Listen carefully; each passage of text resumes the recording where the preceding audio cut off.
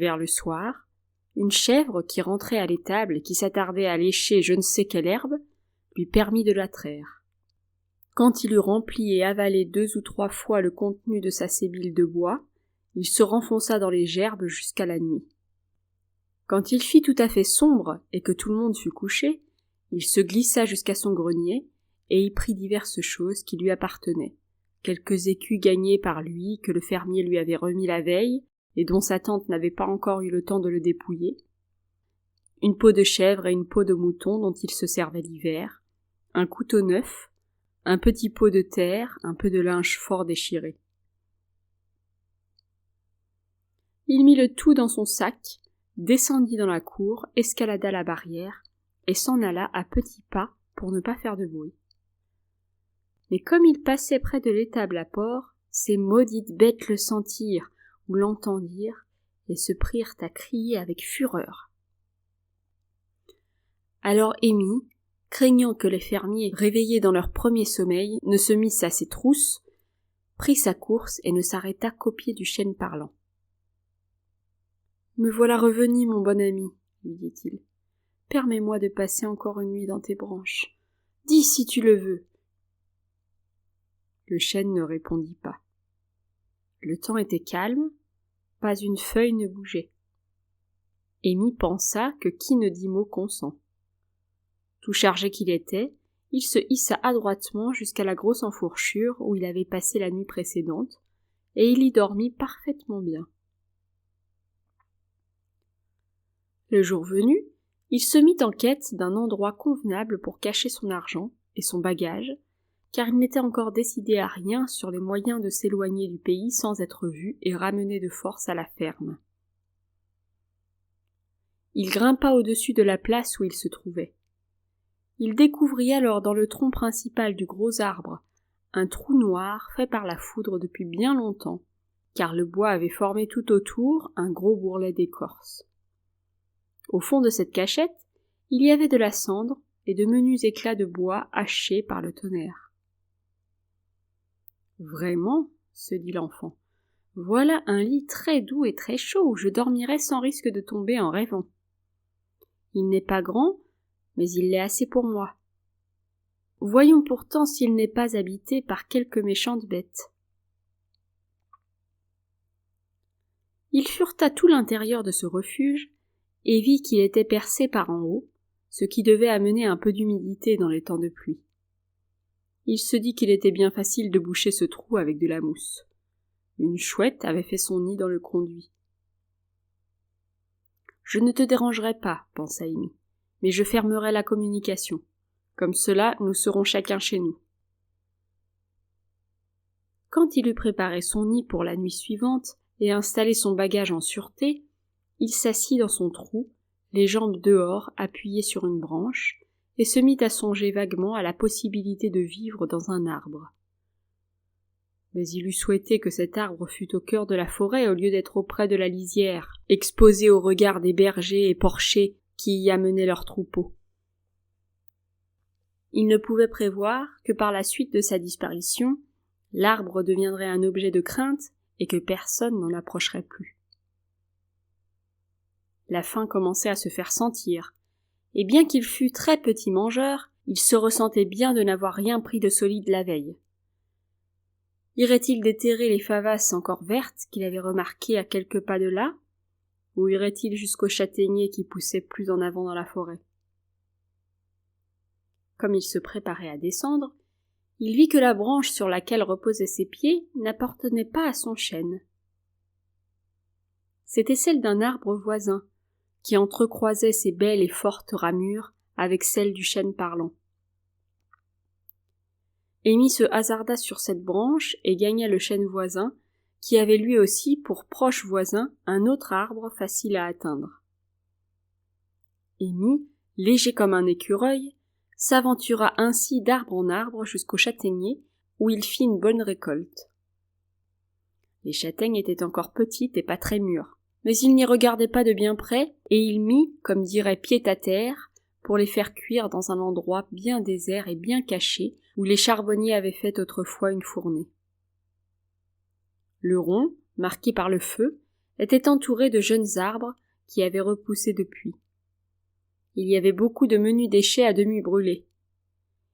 Amy n'eut pas de peine à en faire un tas et à y mettre le feu au moyen d'un caillou qu'il battit du dos de son couteau, et il recueillit l'étincelle avec des feuilles sèches, tout en se promettant de faire provision d'amadou sur les arbres décrépits qui ne manquaient pas dans la forêt.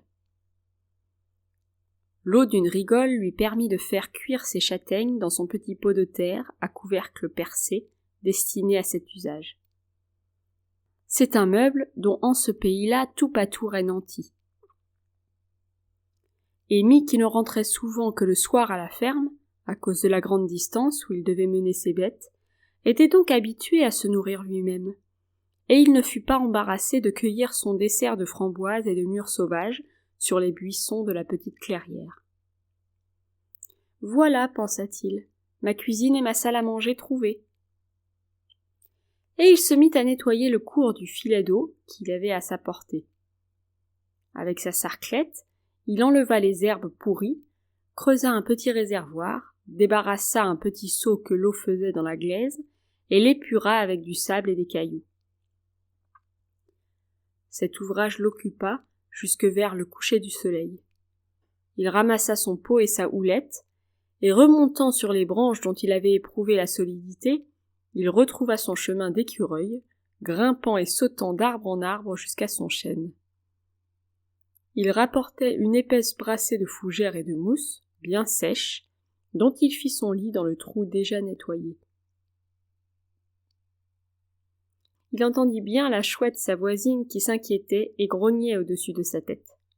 « Où elle délogera, pensa-t-il, où elle s'y habituera. Le bon chêne ne lui appartient pas plus qu'à moi. » Habitué à vivre seul, Amy ne s'ennuya pas. Être débarrassé de la compagnie des pourceaux fut même pour lui une source de bonheur pendant plusieurs jours. Il s'accoutuma à entendre hurler les loups. Il savait qu'il restait au cœur de la forêt et n'approchait guère de la région où il se trouvait. Les troupeaux n'y venant plus, les compères ne s'en approchaient plus du tout. Et puis Amy apprit à connaître leurs habitudes. En pleine forêt, il n'en rencontrait jamais dans les journées claires. Il n'avait de hardiesse que dans les temps de brouillard, et encore, cette hardiesse n'était-elle pas grande? Il suivait quelquefois Amy à distance, mais il lui suffisait de se retourner et d'imiter le bruit d'un fusil qu'on arme en frappant son couteau contre le fer de sa sarclette pour les mettre en fuite. Quant aux sangliers, Amy les entendait quelquefois. Il ne les voyait jamais. Ce sont des animaux mystérieux qui n'attaquent jamais les premiers.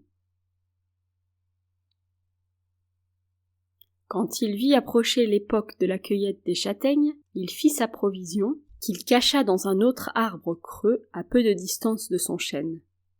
Mais les rats et les mulots les lui disputèrent si bien qu'il dut les enterrer dans le sable où elles se conservèrent jusqu'au printemps. D'ailleurs, Amy avait largement de quoi se nourrir. La lande était devenue absolument déserte, il put s'aventurer la nuit jusqu'aux endroits cultivés et y déterrer les pommes de terre et des raves, mais c'était volé, et la chose lui répugnait. Il amassa quantité de favasses dans les jachères et fit des lacets pour prendre des alouettes en ramassant de çà et de là des crins laissés aux buissons par les chevaux au pâturage.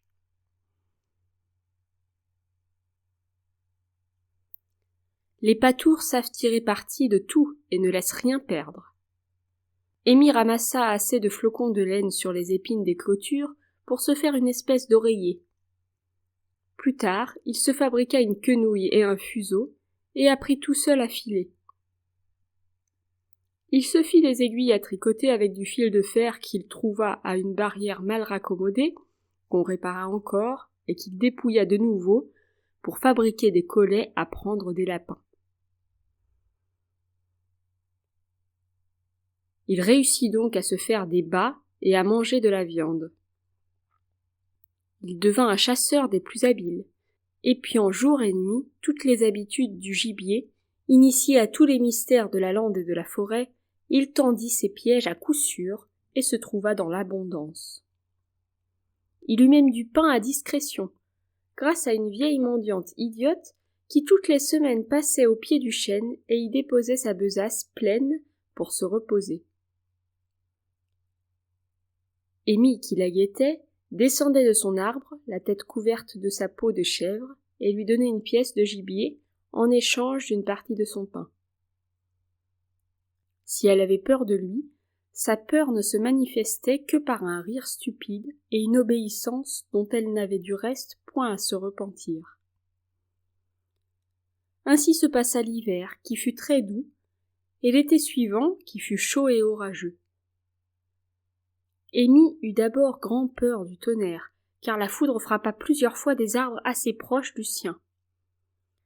Mais il remarqua que le chêne parlant, ayant été écimé longtemps auparavant et s'étant refait une cime en parasol, n'attirait plus le fluide qui s'attaquait à des arbres plus élevés et de forme conique. Il finit par dormir au roulement et aux éclats du tonnerre, sans plus de souci que la chouette sa voisine. Dans cette solitude, Amy, absorbée par le soin incessant d'assurer sa vie et de préserver sa liberté, n'eut pas le temps de connaître l'ennui.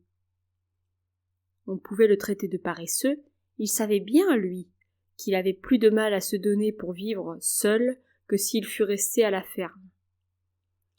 Il acquérait aussi plus d'intelligence, de courage et de prévision que dans la vie ordinaire.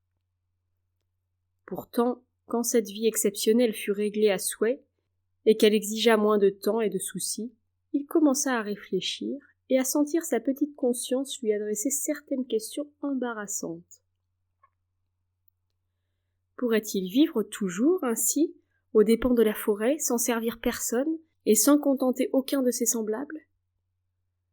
Il s'était pris d'une espèce d'amitié pour la vieille Catiche, l'idiote, qui lui cédait son pain en échange de ses lapins et de ses chapelets d'alouettes. Comme elle n'avait pas de mémoire, ne parlait presque pas et ne racontait par conséquent à personne ses entrevues avec lui, il était arrivé à se montrer à elle à visage découvert et elle ne le craignait plus. Ses rires hébétés laissaient deviner une expression de plaisir quand elle le voyait descendre de son arbre. Amy s'étonnait lui-même de partager ce plaisir. Il ne se disait pas, mais il sentait que la présence d'une créature humaine, si dégradée qu'elle soit, est une sorte de bienfait pour celui qui s'est condamné à vivre seul. Un jour qu'elle lui semblait moins abrutie que de coutume, il essaya de lui parler et de lui demander où elle demeurait.